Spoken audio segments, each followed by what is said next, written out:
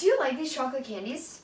Well, in only 3 months from now, you could be paying more for your beloved treats. Hi, I'm Morgan. And I'm Tara. And we are discussing Brexit. Can anyone tell me the difference between England, the UK, and Britain?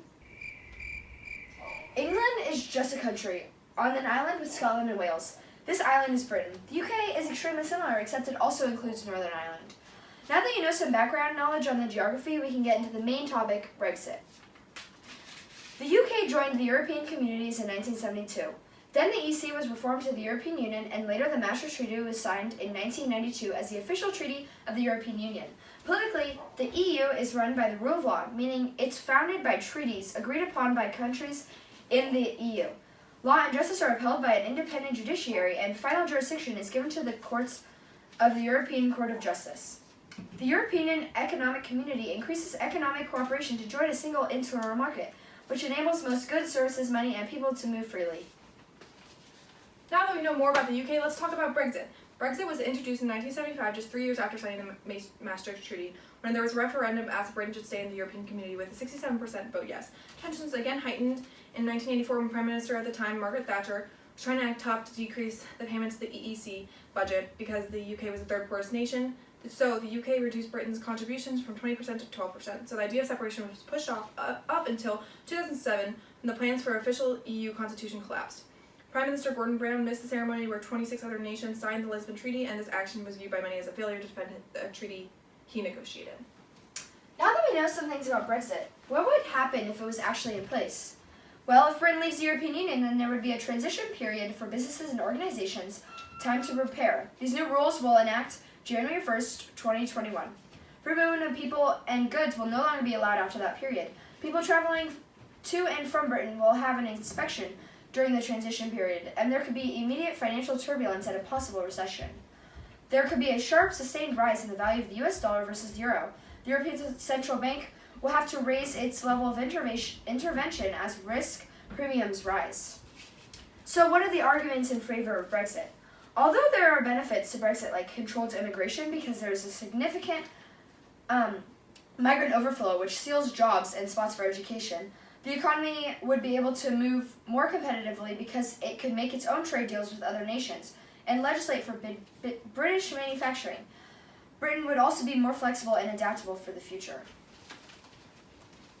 Although those are some good benefits, they don't outweigh the costs.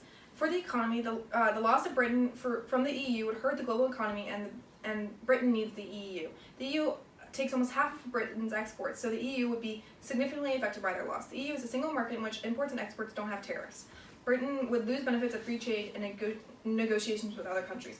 Britain receives money for spending as well. In 2016, they received 4.5 billion euros. As for jobs, it's predicted that 3 million jobs will be lost if Brexit occurs. As for immigration, Brexit would allow for less immigration, which would have a significant impact on the economy. There would be lots of shortage in Britain due to the decrease of migrants and the decrease for demands of goods since the number of consumers decreased. Economic growth has already slowed since the referendum. As for safety, staying a part of the EU would allow for more exchange of information, like criminal records, passenger records. Different political parties in the UK have different stances on this topic. The Conservative Party feels that Britain should leave the EU after Boris Johnson negotiated a deal with new customs agreement. The Labour Party favors leaving the EU and wants to negotiate for Britain to remain in the EU customs union to retain a single market.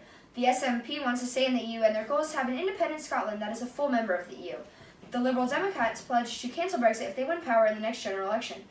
The Democratic Unionist Party is in agreement with Conservatives leading support in the Commons. They disagree with the revised deal made by Boris Johnson and are worried that the union between Northern Ireland and the rest of the UK could be threatened. The Independent Group for Change is made up of MPs who left the Conservative and Labour Party and want to remain in the EU. So let's summarize this Brexit deal she was talking about made by Boris Johnson. His was the same as Theresa May's with the exception of the Irish border after Brexit. Northern Ireland would still be in the UK customs territory, so it will be part of any new trade deals with the rest of the world, but EU tariffs apply in Northern Ireland. This is designed to avoid border checks in the island of Ireland, so instead the border will run through Irish seas. So what different parts of the UK feel about how did the different parts of the UK feel about Brexit? Well, more importantly, let's focus on Northern Ireland. In Northern Ireland, Brexit is seen as a betrayal. 6% of Northern Ireland people voted for Britain to stay. Since Northern Ireland is what makes the difference between Britain and the UK, they are a major factor in Brexit. Britain leaving the EU would cause a lot of complications for Northern Ireland. So now that you have the facts, what do you think the UK should do? Well, after analyzing the data, we've decided that Britain should not leave the European Union. So many countries would be affected by this because it is a distribution of the global trade economy. Some examples are a shortage of workers as they cut the migrants off and jobs go unfilled. There would be less revenue for Britain as it would place more restrictions on the movement of people. There would be a weaker defense system because there is a lower exchange of information that could be used to protect against threats. More importantly, though, the chocolate coming from Britain would have higher prices. This is because there were barriers on Britain that would increase the cost on the supply chain and eventually fall into the consumers. By next year, if you're paying more for chocolate, you can thank BREXIT. And these are our sources to help us find our information.